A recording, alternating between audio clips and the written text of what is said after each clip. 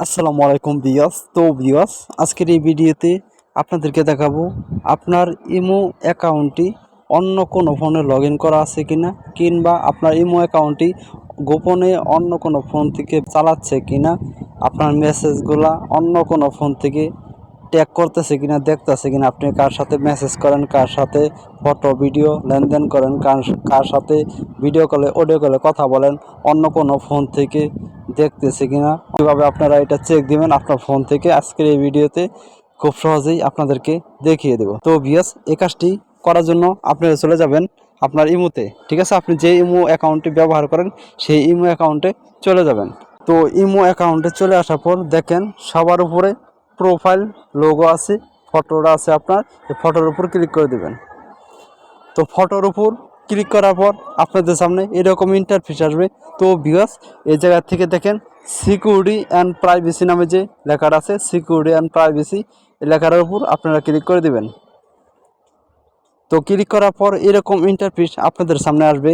তো ভিউয়ার্স, আপনাদের কাছে ছোট্ট একটি রিকোয়েস্ট, যদি এই চ্যানেলে নতুন দর্শক হয়ে থাকেন তাহলে এরকম ভিডিও পেতে এখন এই চ্যানেলটিকে সাবস্ক্রাইব করে পাশে থাকা বেল আইকনটি বাজিয়ে দেবেন। ভিডিওটি ভালো লাগলে একটি লাইক, একটি কমেন্ট করে যাবেন।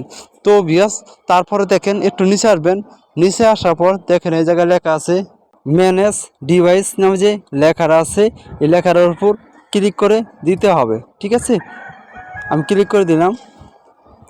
তো এই লেখার উপর ক্লিক করার পর দেখেন আপনাদের সামনে যদি এরকম ইন্টারফেস আসে, আপনাদের যে ফোনের যে মডেলটা আছে সেই মডেলটা এই জায়গায় দেখাবে, আপনার অরিজিনাল যে ফোনের মডেলটা আছে সেটা এই জায়গায় দেখাবে।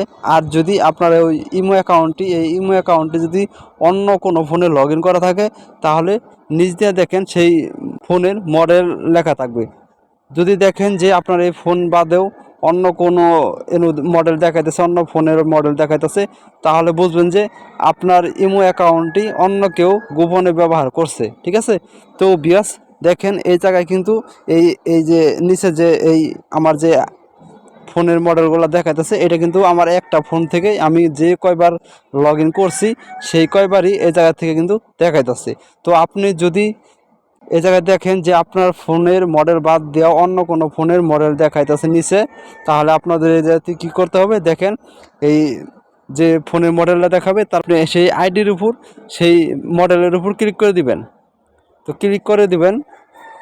তো ক্লিক করার পর আপনি যদি এই জায়গা থেকে এই ডিলিট করে দেন, এই আইডিটা ডিলিট করে দেন, আমি যদি ডিলিট করে দেই তাহলে কিন্তু ওই ফোন থেকে, এই মডেলের ফোন থেকে আমার এই ইমো অ্যাক্টিভ থাকবে না, এই ইমো কিন্তু ওই জায়গা থেকে ডিলিট হয়ে যাবে, সে আর আমার এই ইমোটা ব্যবহার করতে পারবে না।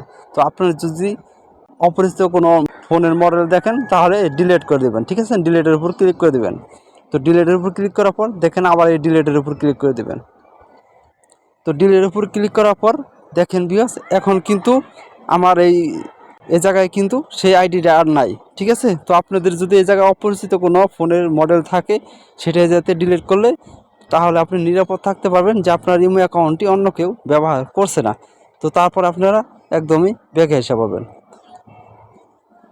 তো তো ভিউয়ার্স, আশা করি আপনারা বুঝতে পারছেন কিভাবে আপনার ফোনের অন্য কোনো ব্যক্তি ব্যবহার করছে কিনা গোপনে কিভাবে চেক দিতে হয়। আজকের এই ভিডিওটি এই পর্যন্তই। যদি এই ভিডিওটি দেখে আপনাদের একটু উপকৃত মনে করেন তাহলে আমাদের চ্যানেলটিকে সাবস্ক্রাইব করে পাশে থাকা বেল আইকনটি বাজিয়ে দেবেন। ভিডিওটি ভালো লাগলে একটি লাইক, একটি কমেন্ট করে যাবেন। আল্লাহ হাফেজ।